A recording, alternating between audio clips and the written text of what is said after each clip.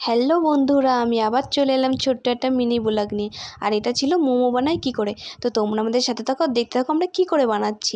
প্রথমে দিয়ে দিলাম কড়াইতে পেঁয়াজ, আদা রসুন পেস্ট দিয়ে ডিম দিয়ে সেটাকে ভালো করে আমরা নেড়ে চেড়ে নেবার পরে তাতে দিয়ে দেবো আমরা নুন, সস আর দিয়ে দেবো সয়া সস, আর তারপর লাস্টে দিয়ে দেবো ধনে পাতা দিয়ে সেটাকে আমরা পুর বানিয়ে নেবো। আর গোলমরিচের গুঁড়ো দিতে অবশ্যই ভুলো না। তারপরে সেটাকে ভালো করে নেড়ে আমরা পুর বানিয়ে নিচ্ছি। তারপরে পুরটা ভরার জন্য আমরা লেচি বেলে নিচ্ছি, পুরটা ভরবো। তো তারপরে দেখে নাও মোমোর শেপ কী করে আনতে হয়। তারপরে শেপটা বানানো হয়ে গেছে।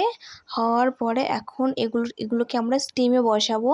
তার জন্য আমরা গ্যাসে জল গরম বসিয়ে দিয়েছি, দিয়ে এবারে স্টিমে আমরা বসিয়ে দিলাম, দেখতেই পাচ্ছ তোমরা। তারপরে এটাকে আমরা ফ্রাই করব, তার জন্য কড়াইতে তেল দিয়ে মোমোগুলো ছেড়ে দিলাম।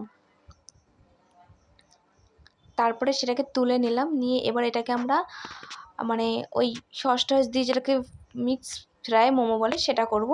তো তোমরা দেখতেই পাচ্ছ সস, পেঁয়াজ, লঙ্কা কুচি সব দিয়ে নেড়ে ঠেড়ে এবারে আমরা ওতে জল দিয়ে ফুটিয়ে মোমোগুলো দিয়ে দেব।